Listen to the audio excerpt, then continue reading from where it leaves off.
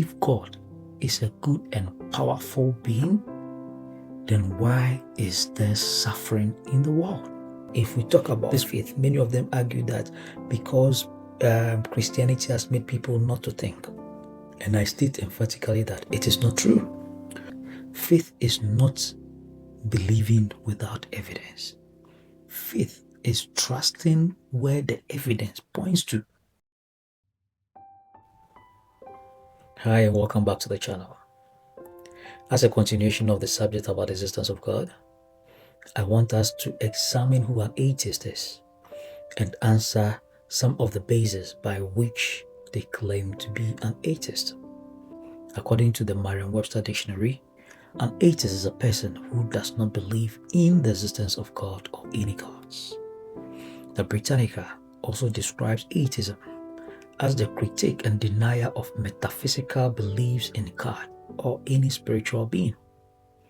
Atheism is different from agnosticism, which leaves open the question of whether there is a God or not. Many philosophical atheists like Lucretius and Diagoras have battled with the argument about the existence of God. To continue, we define God as having these four attributes. 1. All-powerful being. 2. Full of wisdom. 3. Worthy to be worshipped. 4. Creator of the universe. As such, to an atheist, there is no entity or deity who is an all-powerful being, who is full of wisdom, worthy to be worshipped, and creator of the universe. The Western tradition of philosophical discussion of the existence of God began with Aristotle and Plato, who brought out arguments for the existence of a being responsible for the functioning of the universe, hence the phrase the unmoved mover. Other philosophers who argued for the existence of God include Saint Anselm, Thomas Aquinas, René Descartes, and John Calvin. When you go to the Islamic religion, there are philosophers like Averroes, Al-Ghazali, and Al-Kandi who argued for the existence of God.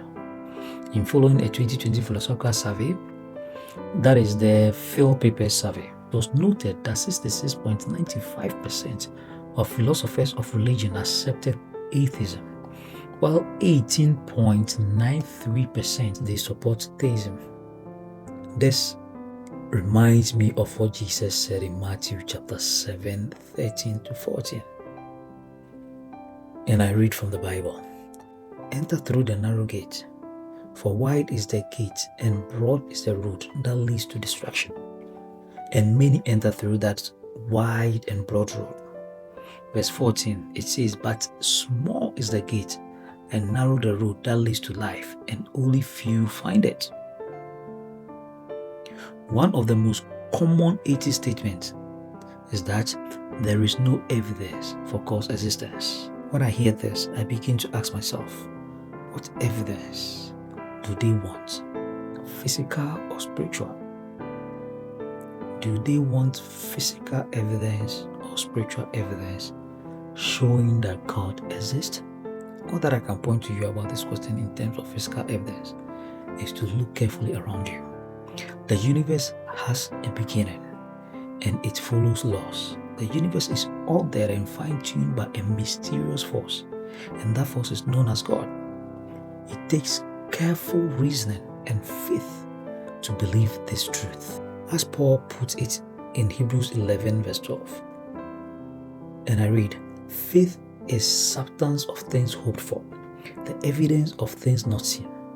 Faith is not believing without evidence. If we talk about faith, many of them argue that because Christianity has made people not to think. And I state emphatically that it is not true. When we talk about faith, okay, as per what Paul is saying, faith is not believing without evidence. Faith is trusting where the evidence points to, even when it goes beyond what we can measure. Okay? So if you say you are a man of faith, that doesn't mean you shouldn't look for evidence, but rather you should trust where the evidence points to. and take your reasoning from there. From the Big Bang Theory, the evidence of the process of the formation of the universe points to a mysterious force behind that process. And it takes faith for someone to believe and accept that the mysterious force, which science cannot explain, is God.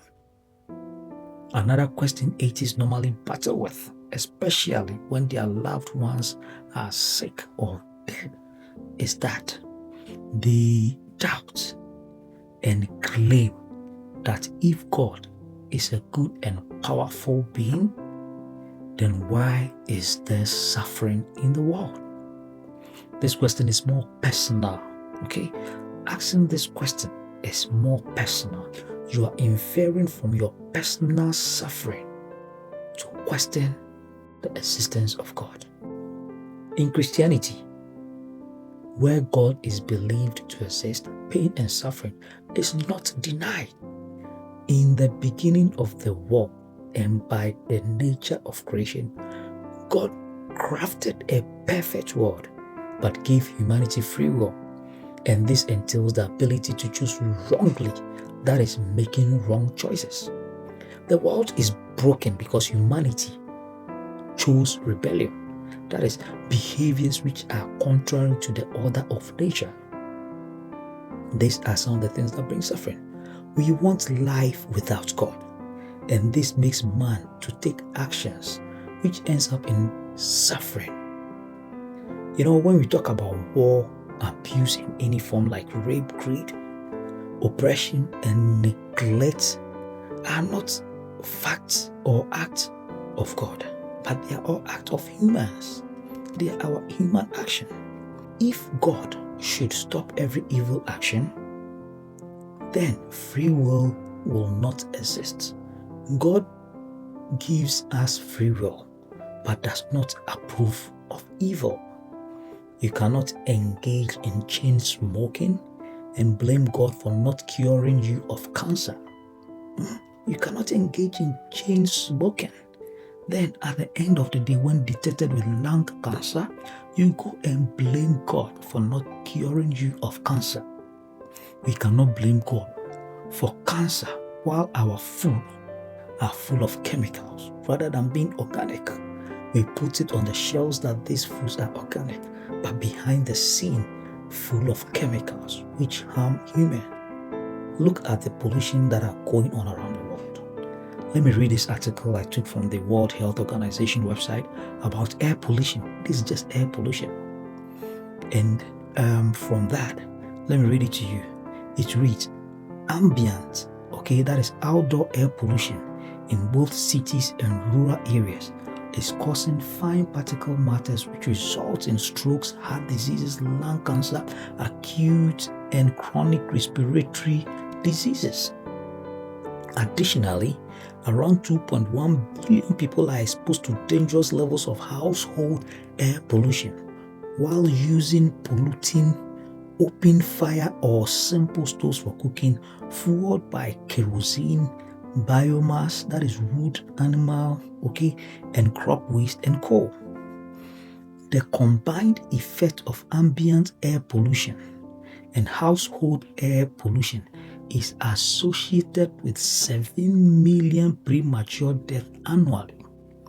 Sources of air pollution are multiple and context specific.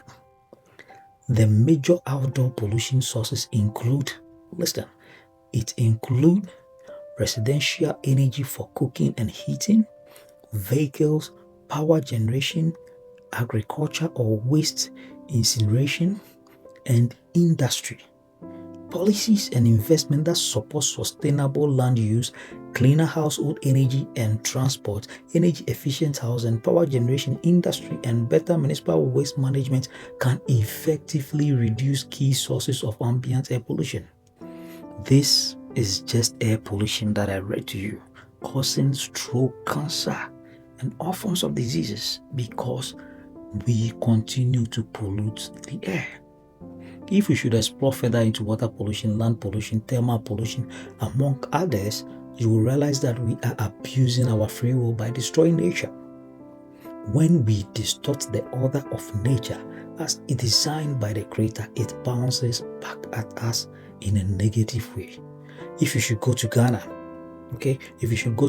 which is in West Africa, due to man's selfish nature for wealth, the water bodies along mining towns in the space within the space of some few years have been destroyed. And this has led to the shortage of water, emergence of diseases due to unhygienic water, and bringing about countless sickness. Because we have destroyed the water bodies.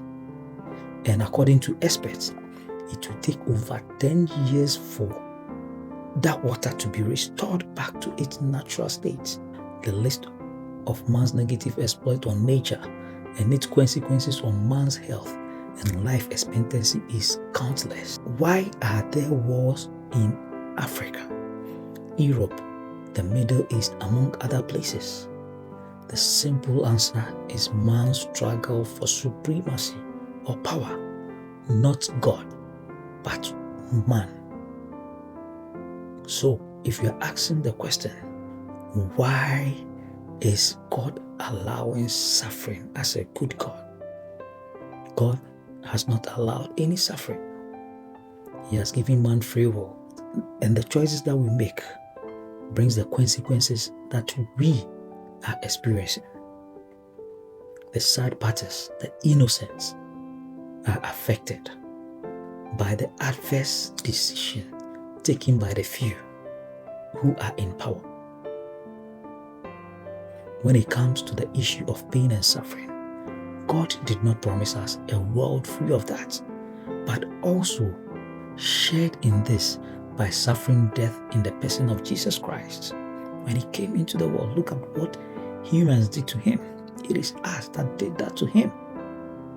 Though he came for a purpose, he made an example that he is not promising us a world free of suffering. Through suffering, God assures us of comfort, and he has made that example for us.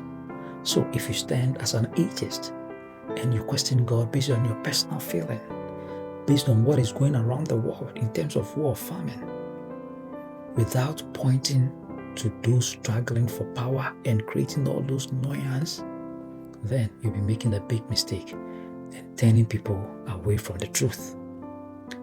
Let me give you this example. Fanny Crosby, she wrote numerous hymns. Like Blessed Assurance, To God Be the Glory, among other hymns. She was blind from infancy and lived with ongoing illness and weariness. Yet when asked why would a loving God allow her to be blind, she answered beautifully, "If I had a choice, I would choose to be blind again, because when I get to heaven, the first face I will ever see will be the face of Jesus." She had hope. The hope I'm talking about, that God assures us that through all his suffering, we should have comfort in them, because he never promised us a world that is free of suffering. She did not deny her suffering, okay? That is, Fanny Crosby did not deny her suffering, but shaped her faith. Her faith, which is not based on blindness, but pointing to where the evidence is. Pointing to where the evidence is through her suffering. So why should you give up on God after going through some dark season? Christians, our answer to suffering is the cross. God came as Jesus Christ. He was betrayed by his own disciple, and when handed over to his enemies, see how he was treated. He was humiliated. He was beaten severely and was crucified. This shows that God bears it for our freedom and salvation. He has made that example for us through Jesus Christ, for us to understand that this world is not free from suffering. You will go through some dark spot. You will go through some suffering. But remember, through that suffering, there is hope. If you don't have that hope, then you are walking in this world like a chaff. The wind blows into any direction. Now, here is a question I want to pose to all atheists out there. This is not to mock anyone, but to invite them to reflect deeply. Okay? If God does not exist, then who holds the ultimate authority over life itself? If God does not exist, who holds the ultimate authority over your life, over life itself? I presume to atheists without a higher authority in their life, they are claiming to be their own highest authority. Okay, they are claiming they are their own highest authority. Okay, so if they are claiming they are their own highest authority because they don't acknowledge any higher authority, then why can't they control their own growth? Stop growing. Why can't they stop aging? Why can't you prevent death? Live forever like a stone. Live forever. No one chooses when they are born, how long they will live, and when their heart will stop beating. No one. If you show me one, I'll be happy to know and learn more from that person. Let's take Friedrich Nietzsche. Okay? He was famously known for the metaphorical phrase that God is dead. And he was an atheist. Later in his life, as an atheist, later in his life, he developed stroke and mental illness and could not survive death. He was not able to control his growth, aging, and death. This implies that there was an ultimate authority in charge of his life. The Christian faith is special as it begins with the humility and admission that I am not God.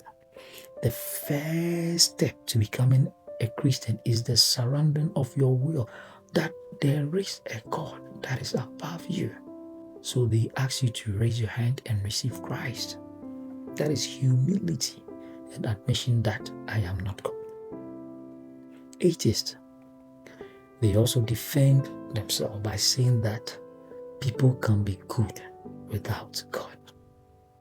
When I hear this statement, it baffles me because we are trying to claim that we are our own lawgivers.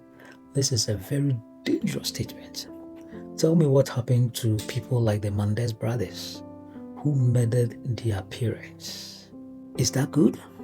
They murdered their parents. Is that good? Imagine a world without laws and authorities. How will humans behave? Though it is true that people can be good, the idea of good points to a moral lawgiver. Why do people believe that murder is wrong, love is better, hate is wrong, justice matters, and robbery is wrong?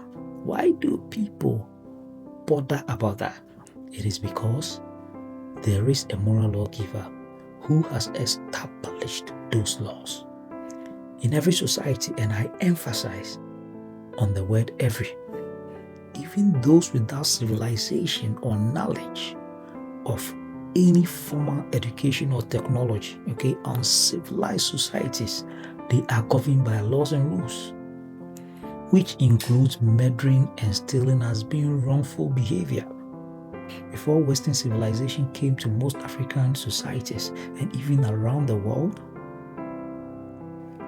those small villages, they have their laws that govern them because they believe in a moral lawgiver. And part of those laws include murder being wrong, stealing being wrong. So where did they get that from? The question is, who taught them that? Cast your mind back to the Stone Age where moral laws like stealing and murder are prohibited and punishable. Where did they get those societal norms from? It is part of the design that the moral lawgiver placed in man. Another interesting question asked by atheists is that if God exists, why is he silent? If God exists, why is he silent? I want to point to you, God is not silent. He interacts with us every day through his creation. If God is to have a house on the mountain, okay, let me put this to you.